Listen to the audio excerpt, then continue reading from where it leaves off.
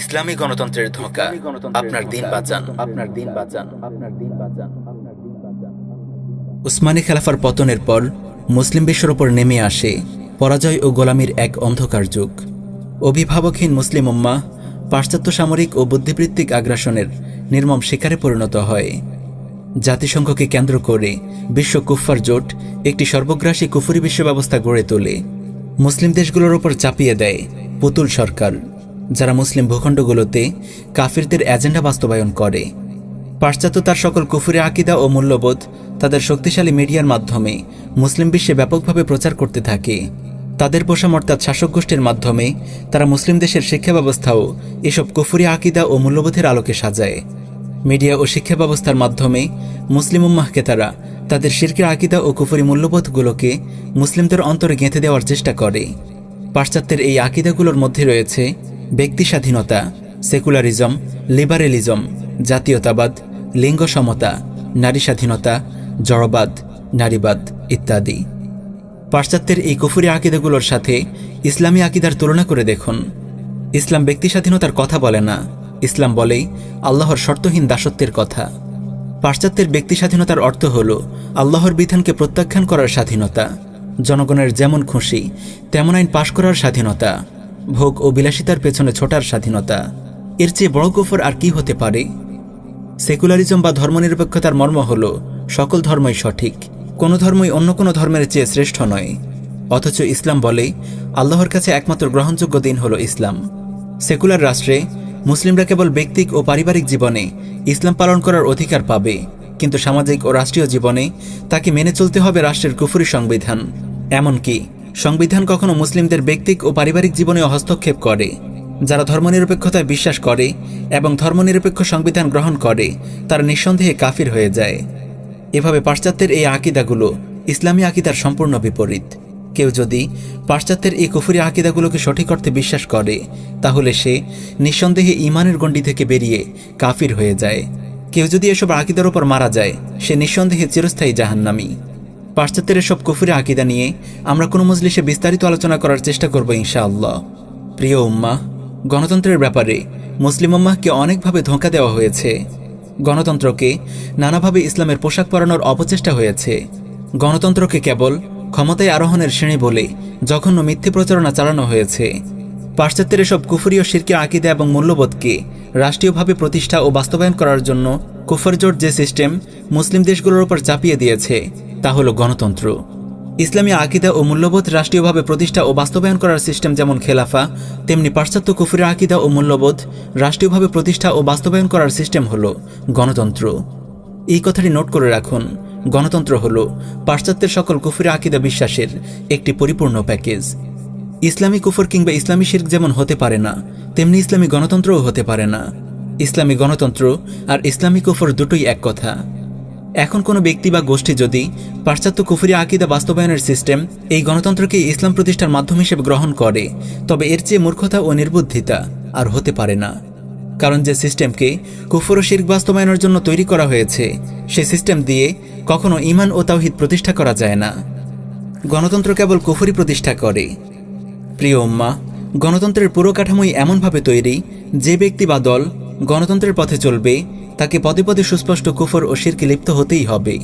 কুফর ও শিরকের পথ ধরে ইসলাম প্রতিষ্ঠার চিন্তাও কি কেউ করতে পারে? নাউযুবিল্লাহি মিন যালিক। একটি উদাহরণ দিয়ে বিষয়টি স্পষ্ট করার চেষ্টা করব। একজন মুসলিমের আকিদা হল ইনিল হুকমু ইল্লা লিল্লাহ, বিধান দেওয়ার মালিক একমাত্র আল্লাহ রব্বুল আলামিন। একজন মুসলিম কখনো আল্লাহ ছাড়া অন্য কাউকে বিধানদাতা মনে করে না, কিন্তু সে যখন সংসদ নির্বাচনে ভোট দেয় তখন সে বুঝে বা না বুঝে একজন বিধানদাতা নির্বাচন করার জন্য তার রায় পেশ করে। কারণ তার ভোটে নির্বাচিত সংসদ সদস্য সংসদে গিয়ে সর্বপ্রথম যে কাজটি করে তা হল সে আল্লাহর নাজিলকৃত শরিয়াহকে রহিতকারী কুফরি সংবিধানের আনুগত্য এবং কুফরি সংবিধান বাস্তবায়নের শপথ গ্রহণ করে। সহজ ভাষায় বললে সে আল্লাহর নাজিলকৃত শরিয়াহকে প্রত্যাখ্যান করে গায়রুল্লাহর বিধান বাস্তবায়নের শপথ গ্রহণ করে। কারণ বাংলাদেশ সংবিধানের ৭ম ধারায় সুস্পষ্ট ভাষায় বলা হয়েছে, জনগণের অভিপ্রায়ের পরম অভিব্যক্তি রূপে এই সংবিধান প্রজাতন্ত্রের সর্বোচ্চ আইন, এবং অন্য কোনো আইন যদি এই সংবিধানের সহিত অসামঞ্জস্য হয় তাহা হইলে সে আইনের যতখানি অসামঞ্জস্যপূর্ণ ততখানি বাতিল হইবে। এর অর্থ স্পষ্ট, আল্লাহর নাজিলকৃত শরিয়ার যতটুকু বাংলাদেশ সংবিধানের বিরুদ্ধে যাবে, অতটুকু বাতিল বলে গণ্য হবে।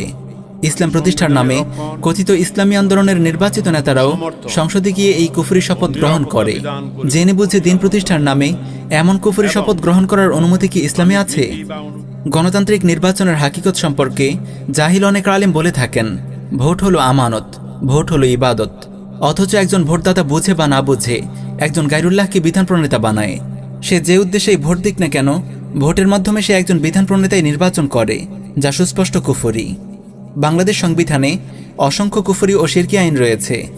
মুসলিমদের ভোটে নির্বাচিত বিধান প্রণেতা সংসদ সদস্যরাই তো তাদের নাপাক হাতে এসব আইন পাশ করেছে। মুসলিম জনগণের ভোটে নির্বাচিত বিধান প্রণেতা সংসদ সদস্যরাই সুদের বৈধতা দিয়ে আল্লাহ ও তার রাসূলের বিরুদ্ধে যুদ্ধ ঘোষণা করেছে। মুসলিম জনগণের ভোটে নির্বাচিত বিধান প্রণেতা সংসদ সদস্যরাই মদ ও জিনার লাইসেন্স দিয়েছে। এসব বিধান প্রণেতা নির্বাচনের জন্য এবং এসব কুফরি আইনের জন্য কি ভোটদাতারাও দায়ী নয়? যে ভোটের মাধ্যমে গায়রুল্লাহকে বিধান প্রণেতা বানানো হয়, সে ভোট কিভাবে আমানত হয়, কিভাবে ইবাদত হয়? কুফরের মহড়া গণতান্ত্রিক নির্বাচন কিভাবে জিহাদ হয়? ভোটদানের অনিবার্য ফলাফল তো একজন বিধান প্রণেতা নির্বাচন। এই আলোচনা থেকে দুটি বিষয় প্রমাণিত হলো। প্রথম বিষয়, গণতন্ত্র হলো পাশ্চাত্য কুফরি আকীদা ও মূল্যবোধ রাষ্ট্রীয়ভাবে প্রতিষ্ঠা ও বাস্তবায়ন করার সিস্টেম। পিউ রিসার্চ সেন্টারের জরিপ মতে বাংলাদেশের শতকরা ৮২% মুসলিম সংবিধান হিসেবে আল্লাহর নাজিলকৃত শরিয়াহ চায়। তবুও এদেশে কেন মানবরচিত কুফরি সংবিধান মুসলিমদেরকে মানতে বাধ্য করা সম্ভব হচ্ছে? এদেশের শতকরা অন্তত ৯৫% মানুষ চায় না মদ ও জেনা বৈধ হোক, কিন্তু তবুও কেন এদেশে মদ ও জেনার লাইসেন্স দেওয়া হয়েছে? কেন সরকারি পতিতালয় খোলা হয়েছে?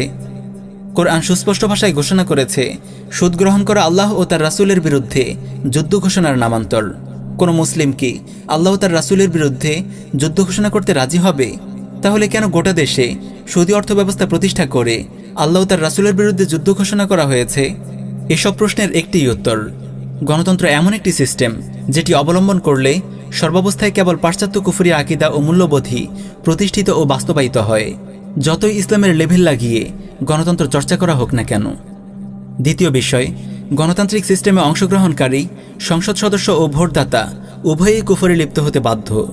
এজন্যই আমরা বলেছি, গণতান্ত্রিক পদ্ধতিতে ইসলাম কায়েম করতে যাওয়া ব্যক্তি বা গোষ্ঠী পদে পদে কুফর ও শিরকে লিপ্ত হয়।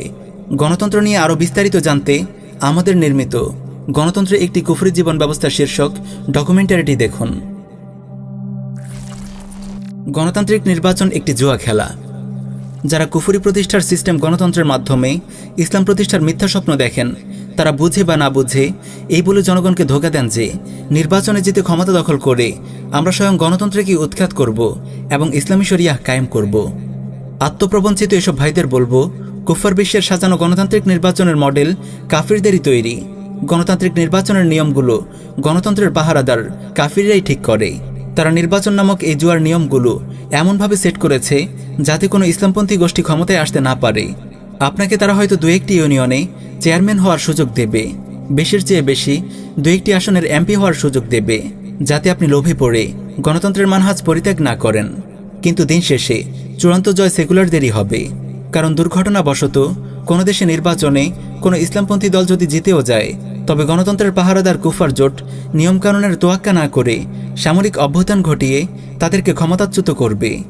আলজেরিয়ার ইসলামী স্যালভেশন ফ্রন্ট, মিশরের ইখওয়ানুল মুসলিমিন, গাজার হামাস, তিউনিসিয়ার আন্নাহদা, উপমহাদেশের জামায়াতে ইসলামী এর জ্বলন্ত উদাহরণ। কথিত ইসলামী গণতন্ত্র আজ পর্যন্ত পৃথিবীর ১ ইঞ্চি মাটিতেও শরিয়াহ কায়েম করতে পারেনি। গণতান্ত্রিক নির্বাচন কেবল হামিদ কারজাই, আশরাফ ঘানি, নুরি আল মালিকিদের মতো কাফিরদের পোষা কুকুরদেরকেই ক্ষমতার গতিতে বসায়, শরিয়াহ প্রতিষ্ঠার এজেন্ডাধারী কোনো সাচ্চা মুসলিম নেতাকে নয়। গণতান্ত্রিক পদ্ধতিতে নির্বাচিত কোনো মুসলিম সরকার ইসলাম কায়েম করেনি, বরং মুসলিম বিশ্বে তারাই কুফরের পাহারাদারি করেছে। শরিয়াহ প্রতিষ্ঠার প্রতিটি আন্দোলনকেই তারা বন্দুকের নলের মুখে ঠেকিয়ে রেখেছে। ইসলামী গণতন্ত্র আমাদেরকে কি দিয়েছে আর কি কেড়ে নিয়েছে? ইসলামী গণতন্ত্রের পেছনে পড়ে উম্মাহর কত রক্ত ঝরেছে, কত ত্যাগ ও কোরবানি বরবাদ হয়েছে, কত মেধাশ্রম ও সময়ের নির্মম অপচয় হয়েছে, তা বলে শেষ করা যাবে না। এই কথিত ইসলামী গণতন্ত্রই মুসলিম উম্মাহর উত্থানকে বাধাগ্রস্ত করেছে। মুসলিম উম্মাহকে সামরিক ও বুদ্ধিবৃত্তিক বিজয়ের পরিবর্তে পরাজয়, লাঞ্ছনা ও গোলামির দিকে ধাবিত করেছে। মুসলিম উম্মাহ কথিত ইসলামী গণতন্ত্রের পথে যতদূর এগিয়ে যাবে, দিন কায়েমের গন্তব্য থেকে ততদূরে সরে পড়বে। কারণ কথিত ইসলামী গণতন্ত্র ইসলামের বিজয় আর উত্থানের উল্টো পথে যাত্রা বই কিছু নয়। এই ইসলামী গণতন্ত্র চর্চা আমাদেরকে কি দিয়েছে তা আপনাদের সামনে স্পষ্ট, কিন্তু কি কেড়ে নিয়েছে তা অনেকের সামনে স্পষ্ট নয়। চলুন সংক্ষেপে বিষয়টির ওপর আলোকপাত করা যাক। ইসলামী গণতন্ত্র মুসলিমদেরকে তাওহীদ ফিত তাশরিয় তথা তাওহীদুল হাকিমিয়ার আকীদা থেকে বিচ্যুত করেছে। কথিত ইসলামী গণতন্ত্রের ধারকবাহকরা হিকমতের নামে তাওহীদের এই আকীদা জনগণের সামনে স্পষ্ট করেনি। ফলে অধিকাংশ মুসলিম জানে না আল্লাহ ছাড়া বিধান দেওয়ার মালিক কেউ নেই। গায়রুল্লাহকে বিধানদাতা মনে করা, গায়রুল্লাহকে বিধানদাতা হিসেবে নির্বাচিত করা এবং আল্লাহর নাজিলকৃত আইনকে মানুষের অনুমোদনের জন্য সংসদে উত্থাপন করা জঘন্যতম শিরক। ইসলামী গণতন্ত্রের ধারক ও বাহকরা প্রকাশ্যে সংসদে গিয়ে আল্লাহর নাজিলকৃত শরিয়াহকে বাতিলকারী কুফরি সংবিধানের আনুগত্য এবং কুফরি সংবিধান বাস্তবায়ন করার শপথ গ্রহণ করেছে। ফলে জনগণ শরিয়াহ আইন বাস্তবায়ন করা যে ফরজ তা ভুলে গেছে। আল্লাহর নাজিলকৃত বিধান ব্যতীত অন্য কোনো বিধান দিয়ে বিচার ও শাসনকার্য পরিচালনা করা যে শিরক তা ভুলে গেছে। এভাবে কথিত ইসলামী গণতন্ত্র ঈমান ও কুফরের সীমানা মুছে দিয়েছে। মুসলিম নেতাদেরকে তাওহীদের মতো ইসলামের মৌলিক আকীদা নিয়ে লুকোচুরি করতে বাধ্য করেছে। কোনো ইসলামী গণতান্ত্রিক নেতা কি জনসভায় বলতে পারবে এদেশের কুফরি সংবিধানের আনুগত্য করা কুফরি, আমি সংবিধানের অমুক অমুক আইন মানি না? কথিত ইসলামী গণতন্ত্র চর্চার ফলে জনগণের সামনে ইসলামের একটি খণ্ডিত ভার্সন উপস্থাপিত হয়েছে। মানুষ ইসলামী খেলাফা, ইসলামী রাষ্ট্র ব্যবস্থা, ইসলামী অর্থব্যবস্থা, ইসলামী দণ্ডবিধির কথা ভুলে গেছে। তারা ইসলামকে কেবল ব্যক্তিগত ও পারিবারিক জীবনে আচরিত কিছু আনুষ্ঠানিকতা ভেবে বসে আছে। কথিত ইসলামী গণতন্ত্র মুসলিম উম্মাহকে দিন কায়েমের নববী মানহাজ দাওয়াহ ইরশাদ ও জিহাদ থেকে বিচ্যুত করেছে এবং কুফরি গণতন্ত্রের পথে ধাবিত করেছে। জনগণকে ধোঁকা দিয়ে বলা হয়েছে নির্বাচন করাই জিহাদ, আমাদের ভোট দিলে ভোটটি রাসূলুল্লাহ পাবে, নাউযুবিল্লাহি মিন যালিক। কথিত ইসলামী গণতন্ত্র উম্মাহকে হিকমতের নামে শরীয়তের সীমালঙ্ঘনের মহড়া দিতে শিখিয়েছে, তাগুত শাসক গোষ্ঠীর সঙ্গে মাখামাখি করতে শিখিয়েছে, শিরকি সংবিধানের আনুগত্য ও কুফরি আইনকে শ্রদ্ধা করতে শিখিয়েছে, জিহাদ ফি সাবিলিল্লাহ নিয়ে নির্লজ্জ অপব্যাখ্যা করতে শিখিয়েছে। এভাবে কথিত ইসলামী গণতন্ত্র ইসলামের কল্যাণ সাধন করার পরিবর্তে ইসলামের উত্থান ও বিজয়ের পথে বাধা হয়ে দাঁড়িয়েছে। তাহলে গণতন্ত্রের বিকল্প কি? যখনই গণতন্ত্রের কুফরি ও অসারতার কথা তুলে ধরা হয় তখনই কিছু ভাই প্রশ্ন করেন, তাহলে গণতন্ত্রের বিকল্প কি? আমরা কিভাবে দিন প্রতিষ্ঠার কাজ করব? কোন পদ্ধতিতে খেলাফা আলা মিনহাজিন নবুয়াহ প্রতিষ্ঠার জন্য সংগ্রাম করব? প্রিয় ভাই ও বোনেরা, দিন প্রতিষ্ঠার রাসূলুল্লাহ নির্দেশিত মানহাজ হল দাওয়াহ ইরশাদ ও জিহাদ। কেবল রাসূলুল্লাহর দেখানো পথেই আল্লাহর জমিন আল্লাহর দিন কায়েম হবে। আব্রাহাম লিঙ্কনের দেখানো পথে গেলে দিন ধ্বংস ও বরবাদ হবে, ইসলামী আকীদা বিশ্বাস বিনষ্ট হবে। আব্রাহাম লিঙ্কনের ভ্রান্ত গণতান্ত্রিক পথে যে ত্যাগ ও কোরবানি আমরা দিয়েছি, যে মেধা, শ্রম ও সময়ের অপচয় করেছি, তা যদি আমরা রাসূলুল্লাহর মানহাজে ব্যয় করতাম তাহলে আজ এদেশের অবস্থা ভিন্ন হতো। তালিবান মুজাহিদিনরা মাত্র ২০ বছর এই পথে মেহনত করেছেন। আল্লাহ তাআলা তাদের হাতে গোটা কুফার বিশ্বকে পরাজিত করেছেন। আফগানের বিশাল বিস্তৃত ভূখণ্ডে তারা আল্লাহর দিন প্রতিষ্ঠা করতে সক্ষম হয়েছেন, আলহামদুলিল্লাহ। ভেবে দেখুন, এই কুফরি গণতন্ত্র আমাদের কত কিছু কেড়ে নিয়েছে, আমাদেরকে কত পেছনে নিয়ে গেছে।